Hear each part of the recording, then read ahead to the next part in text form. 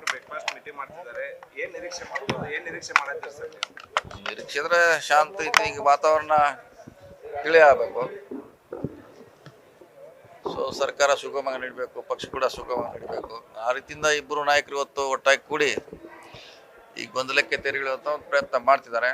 ನೋಡೋಣ ಬ್ರೇಕ್ಫಾಸ್ಟ್ ಆದ ನಂತರ ಏನೋ ಸಂದೇಶ ಕೊಡ್ತಾರೆ. ಸೊ ನಾವು ಕೂಡ ಕಾಯ್ತಾ ಇದ್ವಿ. ಅಲ್ಲ, ಅಂತಿಮವಾಗಿ ಡೆಲ್ಲಿಗೆ ಹೋಗಲೇಬೇಕು. ಇಲ್ಲಿ ಮೊದಲು ಇವ್ರ ಹಂತಲ್ಲಿ ಮುಗಿದ್ರೆ ಒಳ್ಳೇದು. ಅಂದ್ರೆ ಈಗ ಒಂದ್ ಕಡೆ ಇಲ್ಲಿ ಸಿದ್ದರಾಮಯ್ಯ ಅವರು ಡಿ.ಕೆ. ಶಿವಕುಮಾರ್ ಸಭೆ ಮಾಡ್ತಾರೆ, ಮತ್ತೊಂದೆಡೆ ಇವತ್ತು ಮಧ್ಯಾಹ್ನ 1 ಗಂಟೆಗೆ ರಾಹುಲ್ ಗಾಂಧಿ ಖರ್ಗೆ ಅವರು ಕೂಡ ಮೀಟಿಂಗ್ ಮಾಡ್ತಿದ್ದಾರೆ ಸರ್. ಮಾಡಲೇಬೇಕು. ಅಂತಿಮವಾಗಿ ಆಗೋದು ಡೆಲ್ಲಿನೇ. ಸರ್, ಈಗ ಏನು ಹೈಕಮಾಂಡ್ ಆದೇಶದ ಮೇರೆಗೆ ಬ್ರೇಕ್ಫಾಸ್ಟ್ ಮೀಟಿಂಗ್ ಅಥವಾ ಏನು ಇವರೇ ಇಲ್ಲೇ ಇಲ್ಲ ಹೈಕಮಾಂಡ್ ನಿರ್ದೇಶಿಸಿದ ಮೇಲೆ ಮಾಡ್ತಿದ್ದಾರೆ. ಇದಾದ್ಮೇಲೆ ಡೆಲ್ಲಿಗೆ ಹೋದ್ರೂ ಹೋಗ್ಬೋದು. ಇದೇ ಹೇಳಿದ್ಲ, ವಾತಾವರಣ ತಿಳಿ ಆಗಬೇಕು, ಸರಿ ಆಗಬೇಕು, ಸರ್ಕಾರ ಸುಗಮವಾಗಿ ನಡಿಬೇಕು, ಪಕ್ಷ ಕೂಡ ಗೊಂದಲ ವಾತಾವರಣದಲ್ಲಿ ಇದೆ. ಇದೆಲ್ಲ ತಿಳಿ ಆಗಲಿಕ್ಕೆ ಇದು ಭೇಟಿ ಅವಶ್ಯಕತೆ ಇದೆ. ಅದು ಗೊತ್ತಿಲ್ಲ. ನೀವು ಅದ್ರ ಬಗ್ಗೆ ಉತ್ತರ ನಮ್ಮ ಕಡೆ ಸಿಗೋಲ್ಲ ರೀ. ಒಳ್ಳೆ ಬೆಳವಣಿಗೆ ಆದ್ರೆ ನಿಜ. ಅದು ರಾಜಕೀಯದಲ್ಲಿ ಇಂಥ ಸನ್ನಿವೇಶಗಳ ಬಂದೇ ಬರ್ತಾವೆ, ಬರೋಲ್ಲ ಅಂತೇನೆ ಹೇಳಲಿಕ್ಕೆ ಆಗೋಲ್ಲ. ಅದು ಏನು ಗೊತ್ತಿಲ್ಲ, ನೋಡ್ಬೇಕಾದ್ ನೋಡೋಣ ಏನು ಹೇಳ್ತಾರೆ ಅವ್ರು ಬ್ರೇಕ್ಫಾಸ್ಟ್ ಆದ್ಮ್ಯಾಗೆ ಬೆಂಗಳೂರು ಮೀಡಿಯಾ ಮುಂದೆ.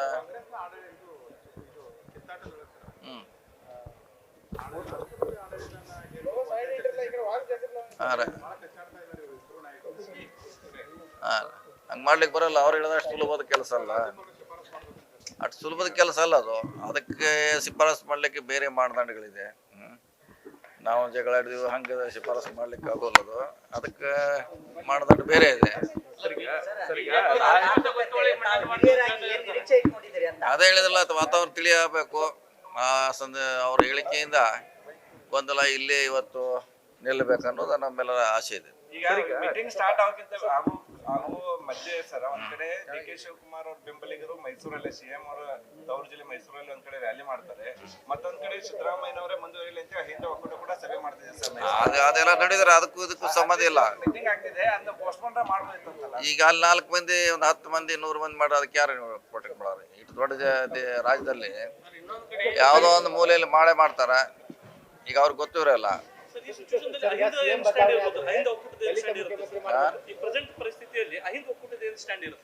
ಅಹಿಂದ ಒಕ್ಕೂಟ, ಅಹಿಂದ ನಾಯಕರು ಇರ್ಲದ್ ಬಯಸ್ತಾರೆ.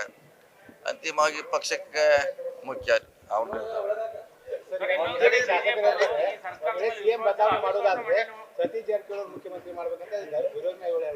ಇಲ್ಲ. ಅದು ಯಾರೇ ಹೇಳಿದ್ರು ಕೂಡ ನಮ್ಮ ಪಕ್ಷ ಅದಕ್ಕೆ ನಿರ್ಧಾರ ಮಾಡ್ತಾರ. ಅಂತ ಸನ್ನಿವೇಶ ಉದ್ಭವ ಆಗಿಲ್ಲ.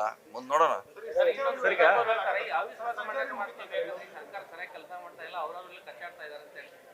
ಮಾಡ್ತಾರೆ, ಅದಕ್ಕೇನು ಪ್ರಶ್ನೆ ಇಲ್ಲ. ಇದಕ್ಕೂ ಮಾಡಿದ್ದಾರೆ, ಇಲ್ಲೇ ಮಾಡಿದ್ದಾರೆ, ಅಲ್ಲೂ ಮಾಡ್ತಾರೆ.